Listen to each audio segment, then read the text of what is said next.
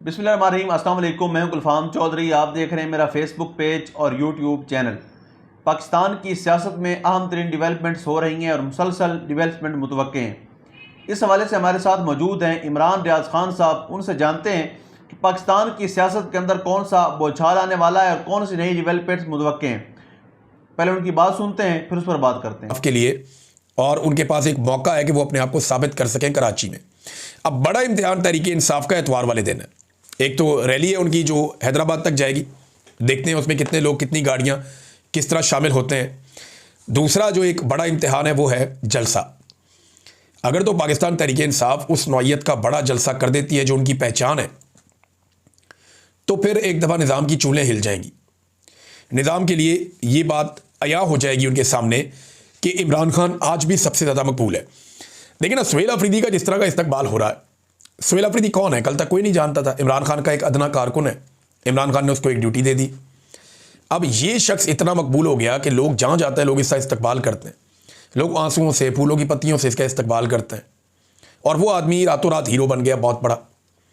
इसने इमरान खान के लिए कुर्बानी भी बहुत दी। सुहेल अफरीदी की और दीगर जो नौजवान हैं जो ISF से ट्रेंड होकर आए पाकिस्तान तहरीक इंसाफ में, उनकी बड़ी लंबी चौड़ी कुर्बानियाँ हैं। सुहेल अफरीदी उनमें से एक है। ये उसूलों के ऊपर खड़े हुए लोग हैं। लेकिन अगर इमरान खान के एक खिलाड़ी को इतनी तवज्जो मिलती है और ऐसा इस्तकबाल मिलता है, तो एक लम्हे के लिए सोचिए कि अगर इमरान खान बाहर आ जाता है तो उसका इस्तकबाल कैसे होगा। तो एस्टेब्लिशमेंट को कुछ चीज़ों का अंदाज़ा आज हो गया होगा, और जो रह गई हैं उनका अंदाज़ा ये जो हैदराबाद के लिए रैली जाएगी, और ख़ास तौर पर जो कराची में जलसा होने जा रहा है एतवार वाले दिन, क्योंकि एतवार को छुट्टी है, तो पूरे कराची के अंदर जो है वो ये कैंपेन चलाई जा रही है कि जलसागाह को भरा जाए। तो देखना यह है कितने बड़े पैमाने पर लोग उस जलसे में आते हैं। वो जलसा मुल्की सियासत के लिए एक बड़ा इंपॉर्टेंट दिन होगा। अब सवाल ये पैदा होता है कि क्या एक बहुत बड़ा जलसा करने से और कराची में ये सारी मूवमेंट चलाने से इमरान खान साहब रिहा हो जाएंगे? तो जवाब है नहीं। आपको मेरी बात बुरी लगेगी, लेकिन जवाब है नहीं। जब तक पंजाब के अंदर बड़ी कैंपेन खड़ी नहीं होगी, जब तक पंजाब सड़कों पे नहीं आएगा, जब तक पंजाब अपने अपने इलाकों में निकलकर पुरअमन एहतजाज शुरू नहीं करेगा, तब तक इमरान खान साहब के लिए हालात नहीं बदलेंगे। पंजाब में इसीलिए फस्तायत का लेवल बहुत ज़्यादा है। देखिए ना, सबसे बड़ा डाका कहाँ डाला गया इमरान खान के हक पे, या सबसे बड़ा डाका किस सूबे की आवाम के हक के ऊपर डाला गया? पंजाब की आवाम के हक पे या उनके वोट के ऊपर सबसे बड़ा डाका डाला गया है ना। तो पंजाब के लोगों को ही अपना हक लेने के लिए खड़ा होना पड़ेगा। कराची मिनी पाकिस्तान है बेशक, कराची से एक मोमेंटम ज़रूर बनेगा, कराची से एक बहुत बड़ा मैसेज जाएगा, एक बहुत बड़ा पैगाम जाएगा पूरे पाकिस्तान को। ये बात एक हकीकत है। मगर जो किसी भी तहरीक का उरूज होगा वो पंजाब से ही होगा। जब तक पंजाब पूरी शिद्दत के साथ नहीं निकलेगा, तब तक मामलात नहीं बदलेंगे। ये बात आप लिख रखें, बुरी लगे, अच्छी लगे। लेकिन कराची में PTI अपनी पूरी ताकत शो करके एक मोमेंटम बना सकती है, चंद कदम आगे बढ़ सकती है। लेकिन पंजाब, अच्छा, पंजाब के अंदर जो है वो लाहौर में अब एक्टिविटीज़ हो रही हैं तहरीक तहफ़्फ़ुज़ आईन पाकिस्तान की, और उन्होंने अपनी सियासी सरगर्मियाँ बहुत तेज़ की हुई हैं। ज़मान पार्क में भी गए वो लोग, उन्होंने वकला से खिताब किया तहरीक तहफ़्फ़ुज़ आईन पाकिस्तान के ओहदेदारान ने। फिर इन्होंने ख़वातीन से भी खिताब किया, जो ख़वातीन का विंग है उससे। और फिर अचकज़ई साहब का ये स्टेटमेंट बड़ा इंपॉर्टेंट है। महमूद अचकज़ई साहब ने नवाज शरीफ साहब को मुखातिब करते हुए बड़ा क्लियरली कहा, नवाज शरीफ समेत जो भी लाहौर के रहने वाले, आपकी बीवी, बेटी और बहू जानती है कि आप गलत इलेक्शन जीते हैं, घर में कैसे घुसते हैं, अपनी बच्चियों से शर्माते भी नहीं, बच्चे भी आपके ऊपर हंसते होंगे, ये क्या हो रहा है। महमूद खान अचकज़ई ने नवाज शरीफ साहब को बहुत गैरत दिलाने की कोशिश की।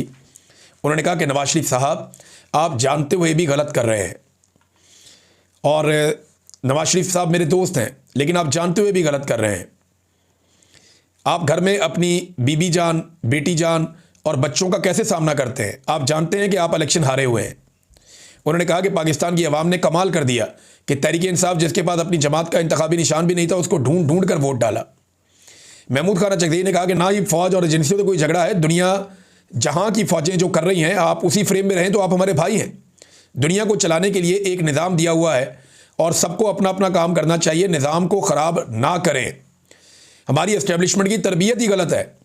आपको अगर शौक है तो आएँ, वो काम छोड़कर आएँ, लेकिन डंडे धौंस से काम नहीं चलेगा। ठीक है जी, अगर करनी है सियासत तो आए ना, आसिम मुनीर साहब इलेक्शन लड़ें, यूनिफॉर्म के साथ ही लड़ दें, एक शिक शामिल कर दें आइन के अंदर कि फ़ौजी अफसर इलेक्शन लड़ सकते हैं। जहाँ जहाँ पे जो फौजी ऑफिसर है या सेक्टर कमांडर है, या दीगर अफसरान है वो इलेक्शन लड़ लें, सियासतदानों के मुकाबले में पता चल जाएगा वो जीतते हैं या हारते हैं।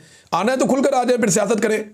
ये क्या तरीकाकार है कि पीछे बंद कमरों में बैठ के फैसले करते हैं, फिर उन फैसलों पर अमल दरामद करवाने के लिए हर किस्म का हरबा भी इस्तेमाल करते हैं। तो अचकदई साहब ने नवाज शरीफ साहब को गैरत दिलाने की या शर्म दिलाने की एक नाकाम कोशिश की है। मुझे तो नहीं लगता कि ऐसा होगा, क्योंकि नवाज शरीफ साहब इस सिस्टम के वो पुर्जा है जो बिल्कुल किसी किस्म की भी टस से मस होने के लिए तैयार नहीं है। देखिए ना, पीपल्स पार्टी को समझ आ गई कि इज्जत बचाओ जनाब अपनी, हालांकि उन्होंने भी बहुत गंद मारा है, लेकिन नवाज शरीफ साहब को यह कि इज्जत छोड़ो, दफा करो, लानत भेजो, पैसे बचने चाहिए और इक्तदार बचना चाहिए। यही काम नवाज शरीफ साहब आज भी कर रहे हैं। और हमेशा जब भी नवाज शरीफ साहब को अपने पैसों और अपनी सियासत में से किसी एक चीज़ को चुनना पड़ा, उन्होंने हमेशा अपने पैसों को चुना। जब भी उन्हें इक्तदार और उसूल में से किसी एक चीज़ को चुनना पड़ा तो नवाज शरीफ साहब ने हमेशा इक्तदार को चुना, और ताकत के उसूल के लिए वो हमेशा एक लेवल मजीद नीचे गिरते रहे। नवाज शरीफ साहब का ये रिकॉर्ड है। नाज़रीन, अलीमा खानम ने कुछ बयान दिए हैं, तो वो अदालत में पेश हुई, उनके भी केसेस वगैरह चल रहे हैं। तो अलीमा खानम ने कहा कि इमरान खान कैद तन्हाई में है, हमें नहीं मालूम कि वो किस हाल में है। साथ ही उन्होंने ये कहा कि ये रावलपिंडी की इंसदाद दहशतगर्दी की अदालत में गई थी, वहाँ उन्होंने कहा कि हुकूमत जो है वो अदालती अहकामात को मानने के लिए तैयार नहीं है, हमारे पास कोई फोरम मौजूद नहीं है जहाँ पर जाकर अपना केस हम रखें। साथ ही उन्होंने कहा जी कि एक बड़ी तहरीक हम चलाएंगे, हम पाकिस्तान को बंद करेंगे, इमरान खान को बाहर निकालेंगे, हर हाल में निकालना पड़ेगा।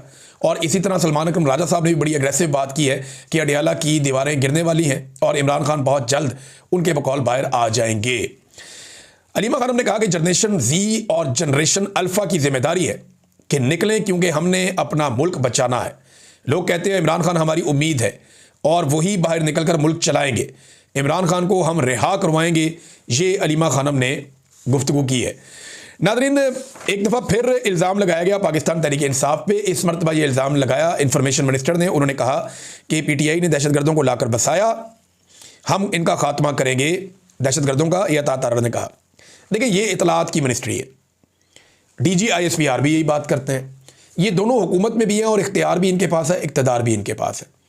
तो इतना रोला डालने की बजाय, इतनी छलांगे मारने की बजाय, ये सिर्फ इतना काम करें जो इमरान खान ने कहा था कि आप उस मीटिंग के मिनट्स ले आए।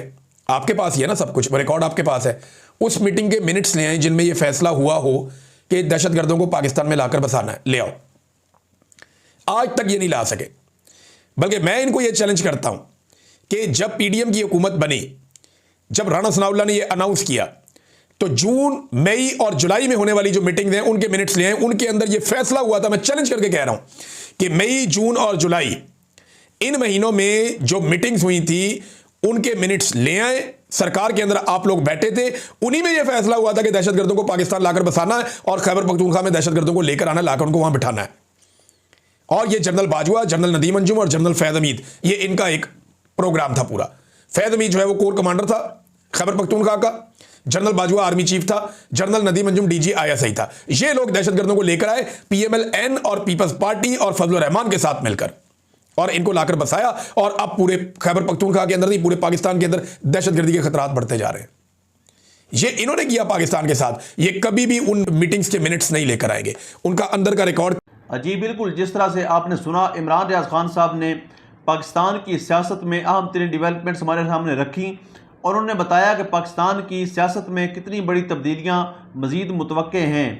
यानी इस वक्त पाकिस्तान की सियासत इंतहाई मुतनाज़ बनी हुई है और सियासत से ज़्यादा मामलात अदालतों के अंदर चले गए हैं। लेकिन इस सूरत हाल के अंदर फिर भी अगर ये सियासतदान इकट्ठे होकर बैठें और पाकिस्तान के अंदर जमहूरियत की बहाली के लिए कोशिश करें तो कोई ना कोई मुतवाज़िन रास्ता निकल सकता है। अल्लाह पाक वतन अजीज़ का हामी और नासिर हो। पाकिस्तान जिंदाबाद।